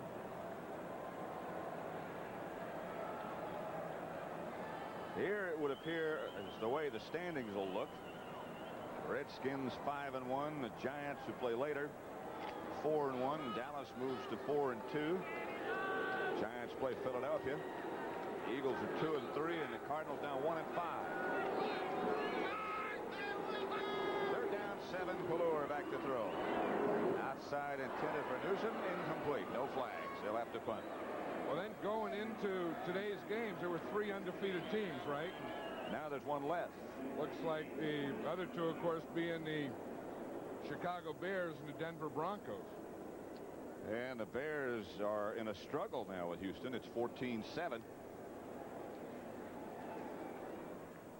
17-7 make it as Kevin Butler has just kicked the field goal with 9 minutes remaining in the fourth quarter. So they might make it. That's at Houston, isn't it? Right. That's a tough place for a team like the Bears to play. Ken Jenkins back deep. Snap to Saxon. He gets off a good kick that doesn't quite turn over. Jenkins handles, fumble. Dallas has it. 38-yard punt. Manny Hendricks made the recovery. A guy who hasn't played football since high school. He's a basketball player, and he's going to keep that agate. Hey, because he hasn't had one shaped like that before. As you said, he was a college basketball player. Cowboys signed him as a free agent. They said he has natural defensive instincts. That's not bad, but you know, you look at it from the Redskins side, and Joe Gibbs was saying that we're a blue-collar team. We just can't make mistakes. If we make mistakes, we can't win. And I think today they're proving their point. Well, after the dismay last week in Denver, today the Cowboys have some happiness on their sideline. Let's go back and look at just what John Madden was talking about. The miscues that the Redskins have made today. 3 turnovers, 3 missed field goals, 5 penalties for 89 yards. And to top it all off, they missed an extra point. And then I think even to top that off, they had some guys wide open like an Art Monk and Jay Schrader throwing it over his head. Now that'll cause guys like this to get that burning, you know, you get right above your belly button there. Sometimes it gets below there. Here's Walker again. Herschel around the corner. Herschel gets down to about the 26. They're just trying to run it out now. Of course, they played without Bill Bates today. They're starting strong safety. He had an ankle. I'll tell you, that Dallas offense was really something. Tom Landry's waving there. He's a lot happier, Tom Landry, today than he was yesterday. He certainly is. He wasn't very happy yesterday. He started 2 new offensive tackles. He was, as you say, without Bill Bates. And they were buried right down close to their end zone at the start of the game. It looked like Washington would take over with its safety or perhaps in great field position, and all of a sudden they got out of there and wound up winning 30-6. Well, you know, that whole team, that whole Cowboy team was a lot tighter yesterday, and even when Tom Landry says it's critical for us, you know he means it's a big one. For John Today, from Three River Stadium, it's the New England Patriots versus the Pittsburgh Steelers. Brought to you by Bud Light. Everything else is just a light. By Mercury, the shape you want to be in. And by Harris Corporation and their Lanier Business Products divisions. Lanier, we're easy to use. For 14 years, Three River Stadium, Pittsburgh, Pennsylvania has been sold out. It is packed again today as the Steelers, led by an exciting new quarterback, take on the AFC Super Bowl team of last season, the New England Patriots. Good afternoon, everyone. On a great day in Pittsburgh, clear and sunny, temperatures in the 50s. Don Criqui with Bob Trumpy. The Patriots come in, as you know, at 3-3. Their coach Raymond Berry told us earlier, we've got to start winning, and we've got to start right now. They've been inconsistent. They're going back to Grogan today. Don, I think they hope history repeats itself. In 1985, New England Patriots in the same spot. 3-3, but in third place in the AFC Eastern Division. Grogan comes on to start 6 games. They win all 6. Win 8 out of their last 10. Last week, Grogan was brilliant, absolutely brilliant. Throwing for 400 yards for the first time in his career. He did an outstanding job. He starts today for New England. 12 years experience for Steve Grogan. 1 game experience for Walter Andrew Brister III, the starting quarterback for the Steelers. Number 6 in your program, number 1 in your heart, number 4 on your depth chart until today. They just introduced him. There's been a real waging battle here in Pittsburgh. Who should start at quarterback? Listen. Lewis Limbs, Southern Mississippi. Quarterback, number 6, Bubby Brewster. Bubby Brewster, they got the wrong name. He was introduced as Bubby Brewster, no relation to Punky. His name is Brister. It's got to be a thrill for him starting in Three River Stadium today, and he is the fans' favorite. He wasn't particularly great last week. But it wasn't bad, though. But there are 2 ways to judge a quarterback, Don. What he does and how the other players play around him. Last week, the Pittsburgh Steelers, with Brister at quarterback, played an excellent football game, and Malone sits. Well, Malone's about as popular here in Pittsburgh as imported steel right now. He has not moved the team. He's the lowest-rated passer in the NFL, and the Patriots, of course, feature the best passing game. The highest-rated passers in Eason and Grogan. Now the Steelers kick it off. Anderson's into the ball and drills it deep. Starring has it, and he's going to bring it back for New England. To the 15 and out to the 16-yard line, where good special teams play by the Steelers makes the stop. There, New England goes on offense, 1st and 10. Grogan, number 14, comes out at quarterback. To Tupu starts in place of the injured Craig James. Tony Collins, the other runner. The problem's been at tight end. Greg Hawthorne, the ex-Steeler number 1 draft choice, is playing there as the starter now, but they've not gotten the blocking at tight end, and that might be the reason the Patriots have not run the ball well this season. But they've really thrown it well. As Barry said, the passing game has carried us so far. The 3 teams the Patriots have lost to a combined record of 15-3. Swing to Collins, and Tony Collins is ahead for a 1st down. He is out across the 25. They'll spot him out at the 27-yard line. The Patriots really kind of pulled off a tricky one there. This is against the coverage. You see the 2 outside linebackers, Merriweather and Hinkle, out there in the flat. Collins with the move on Merriweather. Wooten, number 61, the offensive guard, with the key block. 1 play, 1 1st down, New England. Patriots now deploy wide receivers either side again. Steelers are soft at the corners. They've had trouble covering the pass.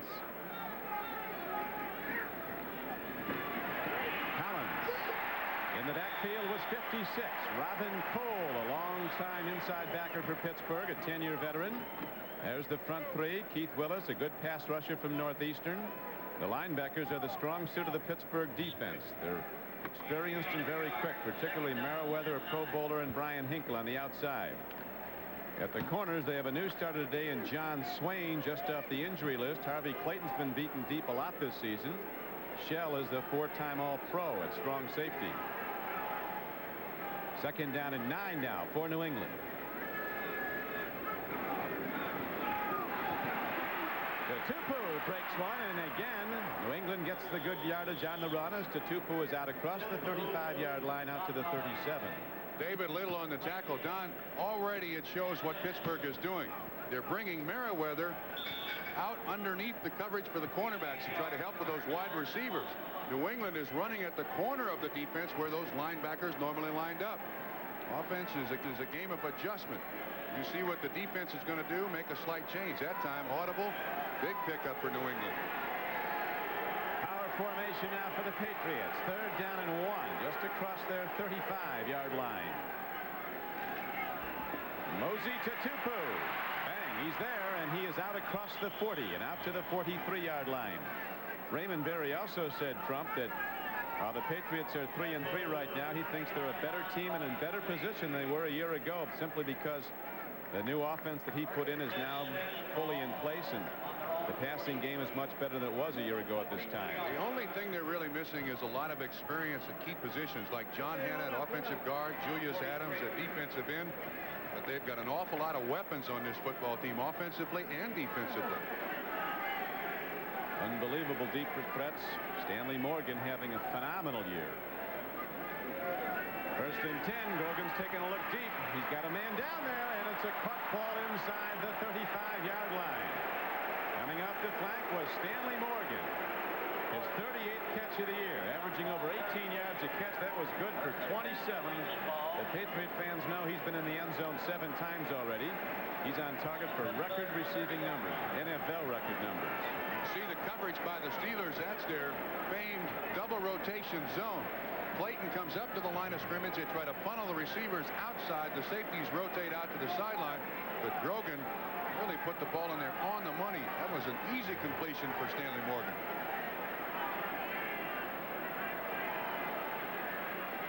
Patriots' first possession, starting to challenge. Swing goes to Collins. And the Steelers defense it. Knockdown made at about the 29-yard line. Donnie Shell came up to make the stop. Shell with 48 career interceptions, #1 among all the active players in the league. Free agent who made first-team All-Pro a number of times. Not much opposition here by the Steeler defense to begin this game. Through 6 games of the '86 season, this Steeler defense has played very well with one exception. Against Minnesota, the Vikings kind of took them apart. Right now, Clayton, the cornerback on the right side, is up against Stanley Morgan. That's an overmatch. He can't stay with Morgan. Clayton coming right up on him. Here's a pitch back. And again, they go to Tupu. This time, the run is closed down. Coming up to make the play was Clayton, the cornerback. Strung out well by the linebackers. Clayton didn't bite. Stanley Morgan's supposed to make contact on him. Watch this little, that's a block, I guess. You can see Edmund Nelson, 64, out there. They do a good job of stringing this out. Clayton makes the tackle for no gain whatsoever. Now it is 3rd down and really almost 10 yards. Change in play. Patriots just changed the play as they look at the Steeler defense, which is ready to blitz. Grogan stands in against a big rush, and the ball is off the fingertips at the 15-yard line. Irving Trier couldn't hold it there. And so that brings up 4th down, and Tony Franklin comes out. Tony Franklin so far this year has hit 12 of 16 field goals. He's only been a 50%er, though, 40 yards and out. This will be a long one. 3 of 6 from outside the 40. Hold will be at the 37-yard line, a 47-yard attempt.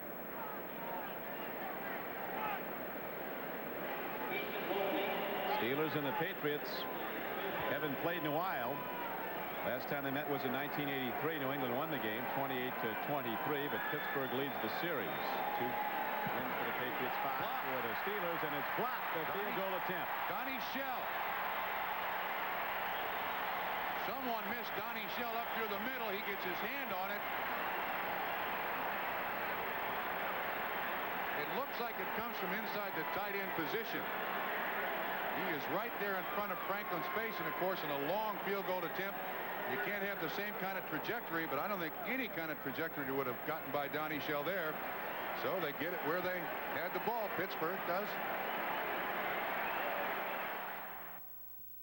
And Steve Moore, the offensive right tackle, stands up and takes the outside man. Donnie Shell goes inside, blocks it, and Pittsburgh takes over at the spot of the last play by the New England Patriots. Big block, big play by the KG veteran. New starters now for the Steelers. Ehrenberg's in to run, and so is a free agent fullback.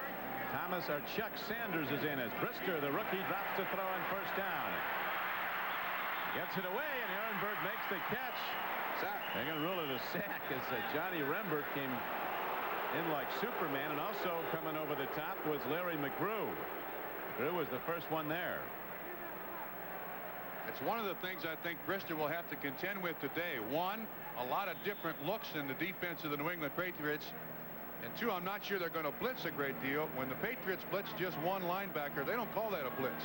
They got to blitz two, and they got two great blitzers. They're obviously going to throw a lot. Ehrenberg is a pass catcher in the backfield. Now they send two wide receivers to the near side. That's Ehrenberg in motion. Up the middle goes Ernest Jackson in the lineup. Garen Barris made the knockdown for New England. Run three for the Patriots with Brent Williams, Toby Williams, and Garen Barris. Kenneth Sims is back, and he'll play today off the injury list. Steelers in the offensive line have a new starter at left tackle in Pete Rostowski. He's in for injured Ray Penny.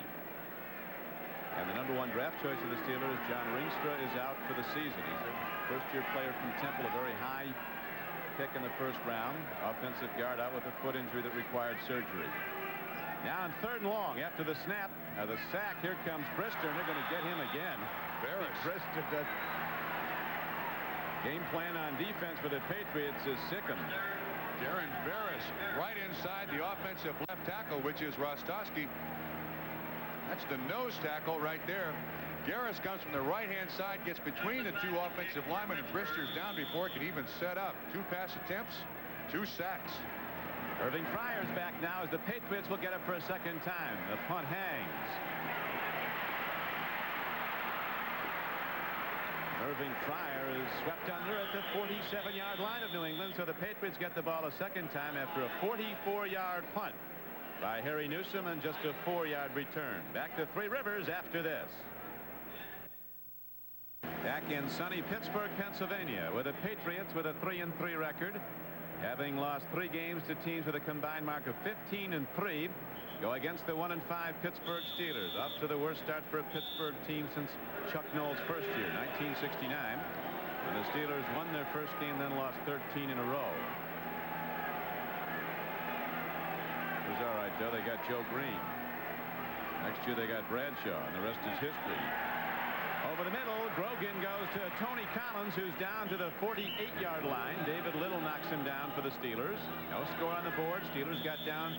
A 47-yard field goal attempt by Franklin was blocked, though. Don, let's look at this Pittsburgh defensive set. Bottom of the screen here, you see Merriweather, 57, their best blitzer, their best tackler, and by standing out there underneath the cornerback, they're basically taking him out of the defense right now.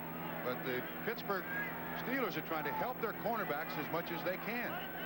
Robert Weathers and Tony Collins in the backfield now in a 2nd down and 5 play.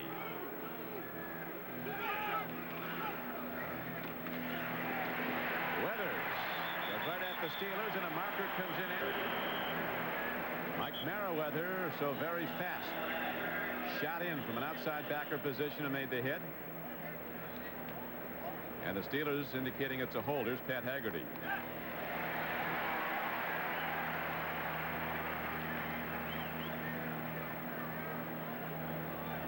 Tony Viteri up watching the tape replays. See what adventures we have there today. Offense, number 66, 2nd down.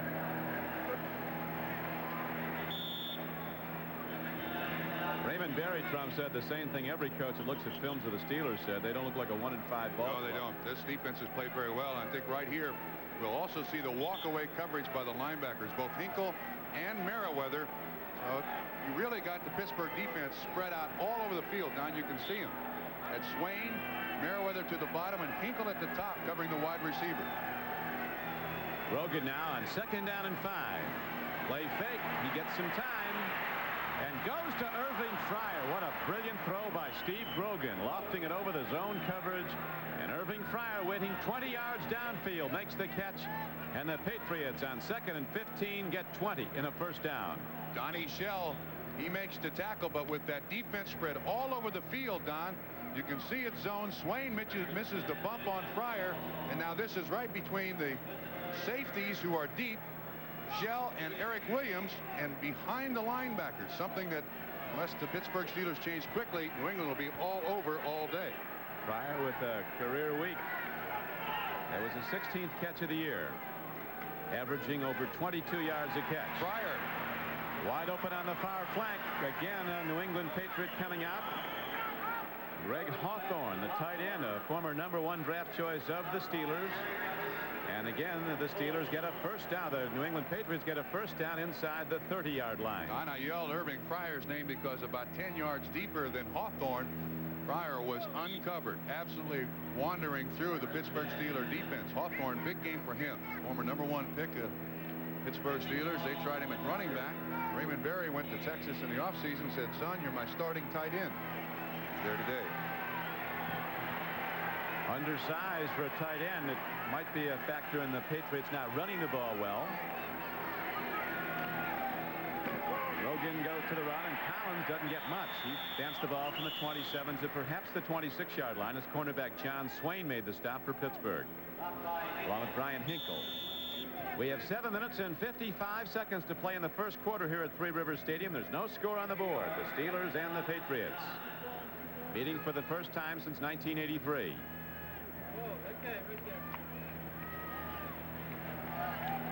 Cincinnati up on Houston. Big game at Atlanta. NFC Western opponents, the 49ers and the Falcons. We'll be checking the scores as the day wears on. Right now on 2nd and 10, Grogan faces a blitz and gets the ball away to Tony Collins. First down, Patriots. Wow. Well, that 12 years of experience there. Read the blitz, went right to the hot area, threw right to where the blitzer came from. Robin Cole was coming right at Grogan. He comes from the left-hand side of the screen. This ball is thrown before Collins ever turns around. Grogan puts it right on the money. Actually, it was Merriweather. Big catch. Little on the tackle. And the New England Patriots throwing the ball at will here, Don. Moving it down close. They've yet to put points up, though. It's a scoreless game. 1st and 10, New England.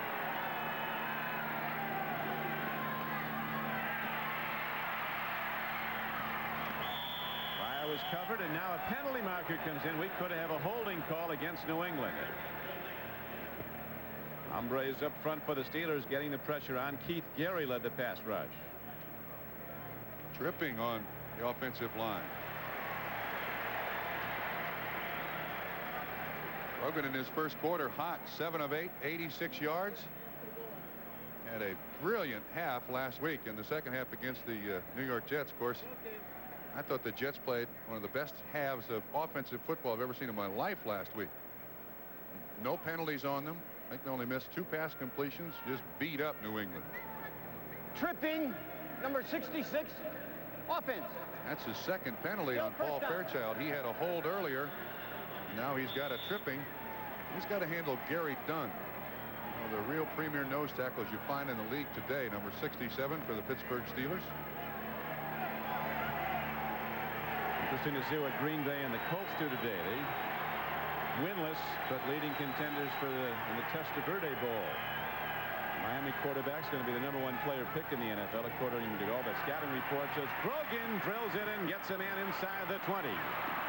Missed tackle and advances down to the 13-yard line as Tony Collins came out of the backfield. Grogan waiting patiently, buying himself time with those good play fakes. They're faking the ball to the running back. On the Steelers' choice today is to lay off, drop linebackers, play total zone. You see Fryer here and Swain. Right underneath him comes Tony Collins. And you see they're just running the cornerbacks and defensive backs off and leaving it for the linebackers to make the tackles. That's tough against gifted receivers like New England Patriots have. Grogan coming off that career-high game when he passed for 401 yards and 3 touchdowns against the Jets last Sunday. Steeler left Irving. Looks like a free play for New England. And not much for Robert Weathers. There's another marker down. It was a 2nd and 8 play from the 14-yard line. One is offsides. Pittsburgh. No, I guess they're going to call it against the New England Patriots. Illegal motion. So the Patriots seem to do better in this first quarter when they have a penalty. Then they come back with a big play. I think another interesting observation, Trump. Illegal motion.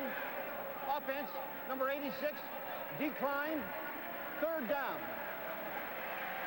What's your observation? Let's hear it. Raymond Berry said that even though the team's 3-3, they're playing as harder than they did last year. It's not a question of a lack of effort. He thinks they're a much better team, too. Much improved passing game. Now, this is the defense. They've been beaten up. 14 in New England's wins last year by a touchdown or less. They won the close games last year because they had all those takeaways, he feels. Here's a throw to the end zone, but it's too high. Stanley Morgan didn't even go up as the ball came in high. And so it is now going to be another field goal try for Tony Franklin with 6:06 to play in the first quarter, and still nothing on the board either way. Raymond wearing the team colors today. Patriot hat, golf shirt, and sweater. Probably the most optimistic coach I think I've ever run across in my life.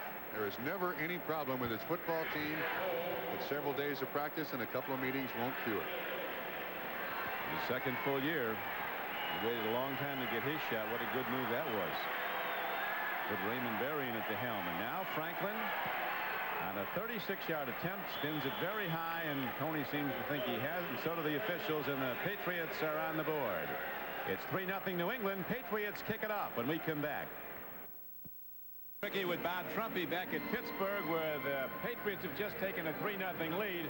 Patriots haven't been very welcoming for Bubby Brister. They're coming out of the rafters at him over the top. Yeah, 3 attempts, 2 sacks. The other thing is that Pittsburgh is obviously on defense playing their linebackers off, their defensive backs off, as opposed to really rushing the quarterback. Now Tony Franklin, who just hit a 36-yard field goal, ready to kick it off, hits a high spinner but not deep. And here come the Steelers.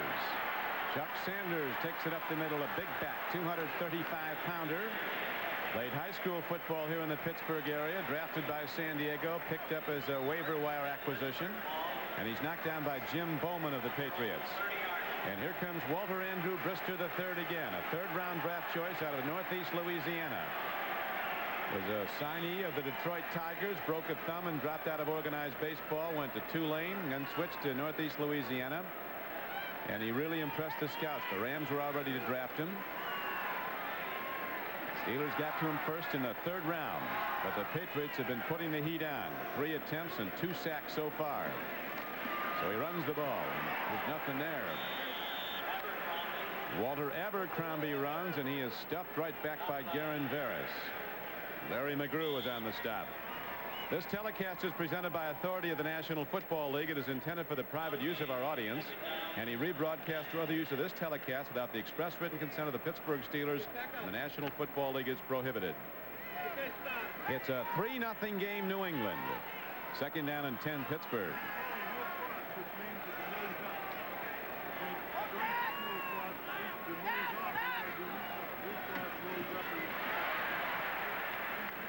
Dan Reeder takes it up the middle, cut back run, and he advances the ball to the 35-yard line. And it's going to bring up third down at about 5. There's Mark Malone on the sideline, who was the starting quarterback and would like to be today, but Chuck Knowles going with the rookie. You see the thumb taped on his throwing hand. He took half the snaps with Bubby Brister this week, but this is Bubby Brister's day. For better or worse, against a killer defense. Here come the Pats. They pick up the blitz, and Brister did well just to release the ball. He had an open man, Lewis Lips, on a slant, but he didn't have it high enough, so the Steelers have to punt it. Don, so far the New England defense have been Garris, and that time Andre Tippett eating up Pete Rostowski, number 63, who was playing offensive left tackle in place of Ray Penning. They've had problems there. That's where the sacks have come from, and that's where Garen Barris made the big tackle on that previous play. Irving Fryer's back deep now as Newsom punts the ball a second time and hits a beauty. Angled far and deep. And it'll carry out of bounds. We'll see where they mark it.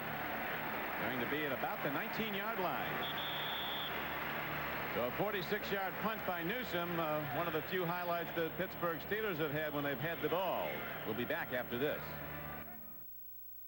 The scoreboard, the Raiders down at the Orange Bowl in Miami up on the Dolphins. Look at that. The Minnesota Vikings over the unbeaten and favored Chicago Bears. They're playing at Minneapolis 13-0. Kramer ran for a touchdown and passed for one. 3-0 here. New England's in the lead and has the ball. 1st and 10 from the 19. Tony Collins takes it right at the Steeler defense and plows ahead for close to 5. Checking again the rest of the scoreboard now. 49ers in front of Atlanta. Houston and Cincinnati tied. Washington up on St. Louis. Cleveland up on Green Bay. Buffalo on a fumble recovery by Rod Bellinger leads Indianapolis. New Orleans starting to play better ball up on Tampa Bay. 3:58 to play in the first quarter here at Three River Stadium. It's a 3-0 game, New England. Second down for Grogan. He needs 6. Another fine throw, but Fryer lost it and almost booted it right into the hands of a defender. That was very close to an interception. Fryer beat the coverage. Once again, they're trying to funnel the receivers to the outside. Swain underneath. Just about gets his hand on the ball. But Irving Fryer turns upfield, takes his eye off of it, and Shell almost makes it on the rebound. Almost room service. Almost room service. New England 1 of 3 on 3rd down conversions. They face 3rd down and what'd you say here? 7? About 6, 6.5, and now they're set to go from the shotgun. They stack receivers to the lower portion. That's Fryer going back in motion. Grogan lets her fly, and he loses the ball to his receiver. The Starring had it and lost it. Throw was right there. 1st down and plenty more. He held on. Steelers came up to pop him, and so Pittsburgh now will get the ball back as New England has to punt it. Swain was there to make a hit along with Merriweather. Did an excellent job. One thing you like about Grogan, he stands in there and looks downfield. Eason, the other quarterback, likes to throw it in the flat. 93, Keith Willis. Keith Gary there. That's a very catchable pass. Swain makes a nice break up there. Rich Camarillo, a long-range punter, ready to hit the ball now for the Patriots. Rick Woods is back for Pittsburgh, standing at his 35.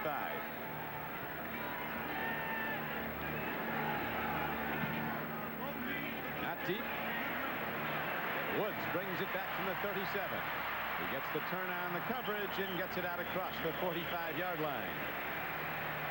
Hawthorne of the Patriots came down to get his former teammate, and now, after a 7-yard return, Bubby Brister, the rookie quarterback for the Steelers, will try again with 3:27 to play in the first quarter.